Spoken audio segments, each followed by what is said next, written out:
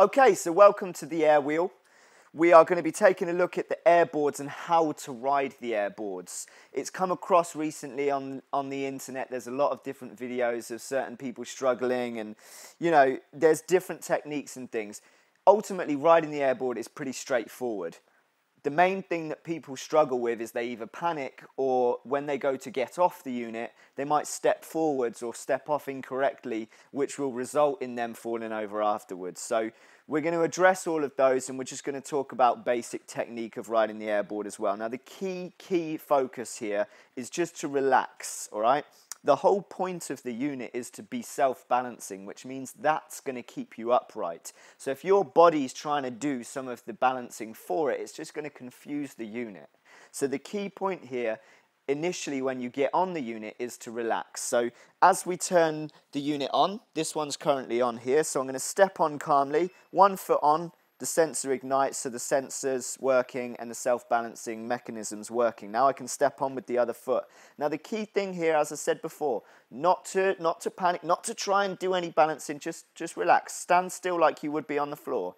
If you start going forward slightly, that's okay. All that means is your weight is leaning forward slightly, so then just lean slightly back to counter that. And find your equilibrium, find your balance in between without having to fully balance it. All you want is just to find that neutral state. Now, it does help when your feet are out a little bit wider because it just gives you a wider platform for your footing and your personal balance in being stood upright that way. And also, it means that the sensors can fully recognize that somebody is stood on the unit. Now, in order to go forwards, all we do is we push down onto your toes. You push your weight forwards. So if you do that on both sides, it will make you go forwards. If you push into your heels and lean back slightly, that's what's going to take you backwards. So to turn, because the two pedals are independent, all you really need to do is just push down on one side. That's going to turn you that way. So if you push down on your left toes, it's going to turn you the other way, right? Now you can speed that turn up by pushing down on your toes on one side and your heel on the other side. That's what's going to spin you quickly. So if you did the opposite the other way, it's going to spin you quickly the other way. So that's your basic turn tests that can get you used to riding it. And again, don't be afraid to just spend a little time. If you've got a wall next to you, if you've got a friend to help you, just get comfortable on the unit. Everybody's always looking to run before they can walk. Get comfortable just being relaxed and just being on the unit. Don't go too quick too soon. Get comfortable with just being able to turn slightly, turn each way. Go forwards a little bit, because what often happens once you've got the turning down, people will struggle with going forwards simultaneously putting weight forwards. What they'll often do is almost walk themselves forwards where they're doing one foot then the other. But you want to obviously get a consistent motion where it's just a general lean. Now, the other thing that we often see people do, their head's telling them to go forward, but they're not committing to that forward motion. So they're either doing one of two things.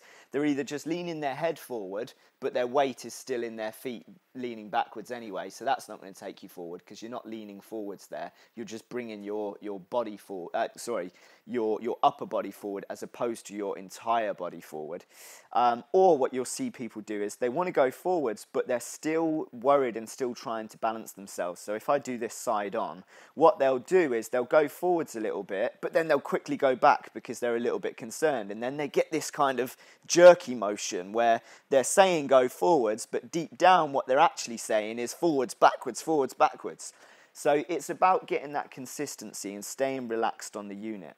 Now, at any one time, if you're ever concerned or worried or when you are finished and you want to step off, just make sure that you step off backwards. We see it a lot of the time on the internet and it's hilarious, to be honest, but sometimes it can result in injuries. So we want people to be careful. When you step off, always step off backwards. Now, the reason for that, as we've already established, common sense, as we've established, the unit goes forward if our weight is forward. So if you go to step off forwards, your other foot is still going to be on the board and your weight is going to be in front of the board, i.e. forwards. So the board is going to keep coming forwards and it's going to go into the back of your other foot that you've just put on the floor and it's going to make you fall over. However, if you step off backwards, you still have control here. You can dictate if it's going forwards, you can dictate if it's going back. You can also dictate if it just stays still. You know, so stepping backwards gives you that control to put your foot where you want it to be and to make sure that the board doesn't go anywhere that you don't want it to go. So that's a key factor as well when you are finished. Now that's the basics to it.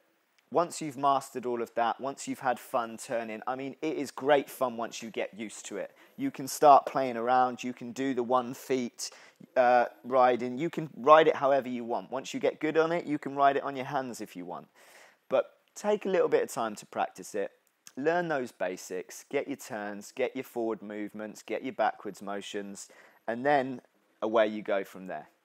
Alright, so this has been the Airwheel. It's been another tutorial or helpful guide. Hopefully it's been useful to you guys. Check out the other videos.